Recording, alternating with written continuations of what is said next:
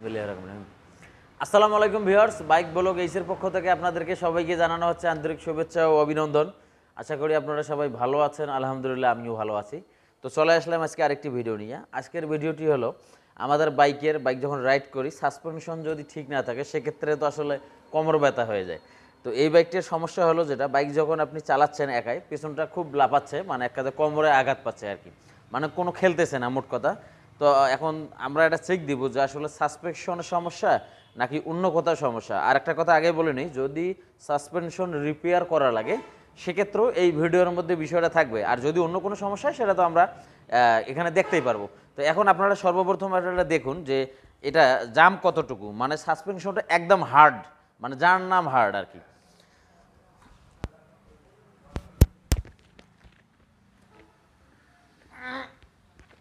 মানে বাইকের ওপর উঠে বসলেও আপনার একচুল পরিমাণও খেলতেছে না।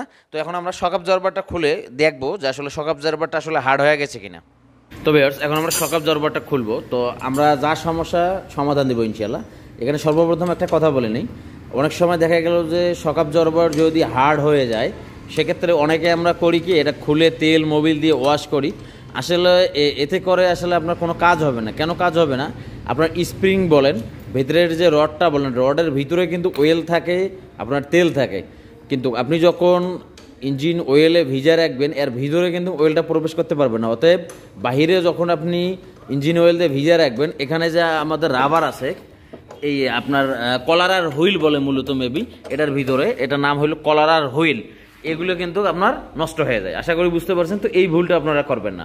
আর দ্বিতীয় নম্বর বিষয়, যদি শকআপ জারবার থেকে তেল বাইর হয়ে আসে, আসলে আগে তো আমাদের এদিকে বা বলেন বিভিন্ন জায়গায় শকআপ রিপেয়ার এখনও হয় না।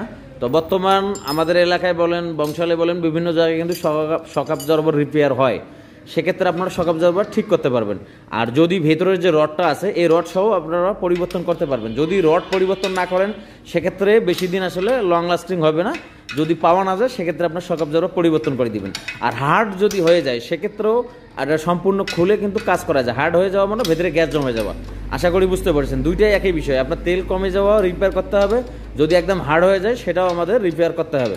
আশা করি বিষয়টা একদম ক্লিয়ার। আর তৃতীয় কোনো অপশন আমি দেখি না। তবে আমি আবারও বলতেছি, ইঞ্জিন অয়েল দিয়ে কোনো সময় ভিজা রাখবেন না। সারা বছর ভিজা রাখলেও আপনাদের হার্ড শকআপ সফট হবে না। তো এখন আমরা শকআপটা খুলে নিচ্ছি।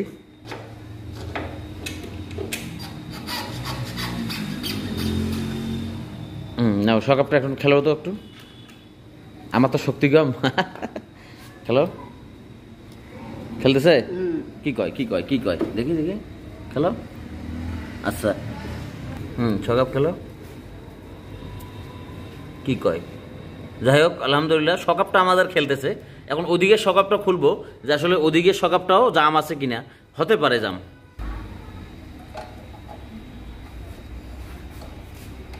হ্যালো,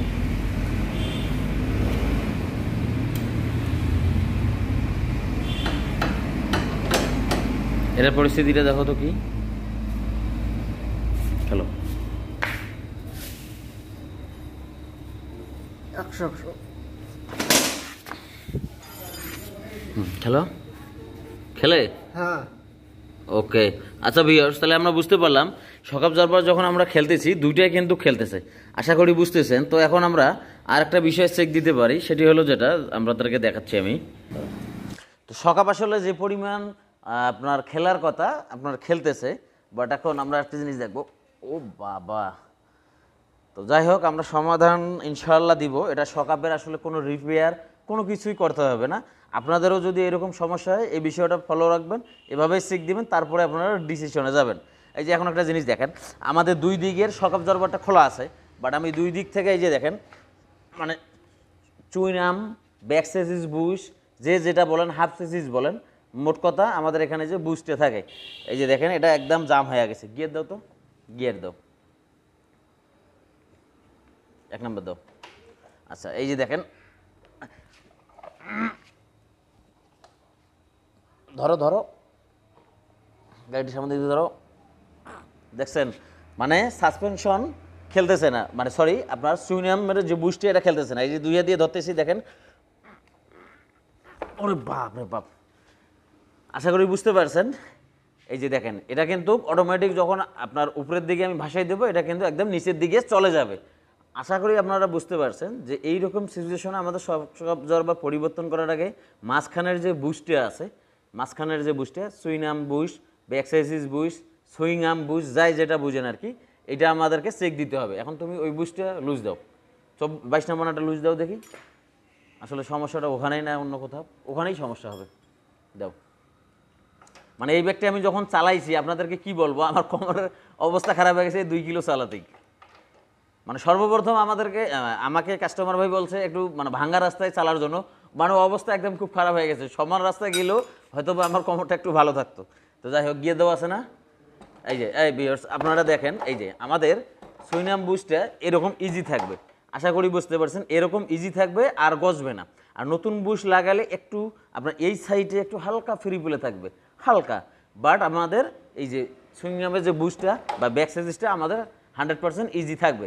এখন তাহলে আমরা যেটা ধরে নিলাম বা বুঝলাম বা সমস্যা পেলাম, সেটা হলো আমাদের মাঝখানের যে বুশটা এটা সমস্যা আছে। তো এটা আমরা সরাসরি খুলে আপনাদেরকে দেখাই দিচ্ছি, ভিডিওটা আর লং করবো না। তো আমরা এটা খুলে নিছি, খুলে নিয়ে যে দেখেন, এই যে আপনারা একটা জিনিস দেখেন, এই যে সুইং আর্ম যে বুশটা আছে, এই দেখেন এই বুশটা সম্পূর্ণরূপে ক্ষয় হয়ে যায়, এই যে মাথা বাইরে হয়ে গেছে, যার কারণে এটা আমাদের জাম হয়ে গেছে। তো এখন আমরা এটা সম্পূর্ণটা আউট করে নিব। আর এখানে আমি আরেকটা কথা বলে নিই, এই যে এখানে যে সমস্যাটা হয়েছে এটা হলো ওয়ার্কশপে এই বুশটা বানাই নিয়ে লাগাইছে, তার কারণে হয়েছে। আশা করি বুঝতে পারছেন, অরিজিনাল যে সেটআপটা থাকে এটাই থাকবে, এটাই আমাদের পারফরমেন্স ভালো হয়। আমি এর আগের আমার পালসার বাইকটি চালাইছি 80,000 কিলো, একবারও বুশ পরিবর্তন করি নাই। বর্তমানে আমার কাছে যেটা আছে 50,000 কিলো, আমি পরিবর্তন করি নাই। আমি দেখা গেল 3, 4, 5, 6 মাস খুলে এটা গ্রিস করে দিয়ে দেই, হয়ে যায়। আর আমার এই বিষয়ের উপর আরেকটা ভিডিও আছে, সাইড গজলে কিভাবে সমাধান করবেন। তো এটা হলো কি বলবো, ওই যে লেদে যে বুশ বানাই নিছে বারবার লুজ হওয়ার কারণে এই জন্য এই সমস্যাটা দেখা দিচ্ছে।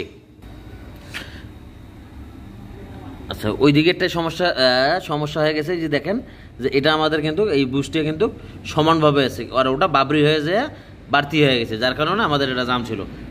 যে এই লোকালভাবে ওয়ার্কশপে যে আপনারা এই বুশগুলো বানাই নিয়ে মোটা করে লাগাই দিবেন, এটা আসলে আমি মনে করি এই যে একটা না একটা সমস্যা হবে, সাসপেনশনের সমস্যা দেখা দিবে, হার্ড হবে, ইত্যাদি অনেক সমস্যা হবে। তবে আমরা সুন্দরভাবে ক্লিন করি, এই বুশ সেটটা আমি নিয়ে আসলাম, এটা এখন আমরা কমপ্লিট লাগাই দেবো।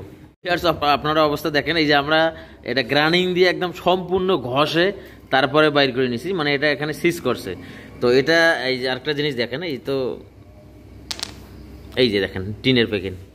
তো যাই হোক, বিষয়টা হলো আপনারা লেদের রিপেয়ারিং করার দরকার নাই, নতুন সেট লাগাই দিবেন। ওকে, এখন চাকাটা ইজি করো, 100% ওকে। গজে নাকি সাইড দেখো, গজে না? আচ্ছা, তাহলে এখন শক আপ লাগাও।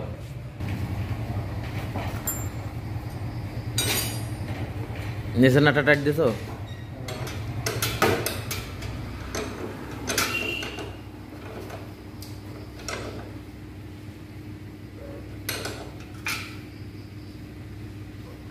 ওকে, ব্রেক সিটটা একটু সোজা করে নাও। হ্যাঁ, বাস, ওকে। তো ভিউয়ার্স, আশা করি বুঝতে পারছেন, এই যে দেখেন আমাদের সাসপেনশনটা এখন ক্লিয়ার, মানে 100% ভাবে অ্যাকুরেট খেলতেছে। তো যাই হোক, ভিডিওটি ভালো লাগলে লাইক করে দেবেন, মূল্যবান মতামত কমেন্টস করে জানাই দিবেন। সবাই ভালো থাকবেন, আল্লাহ হাফেজ।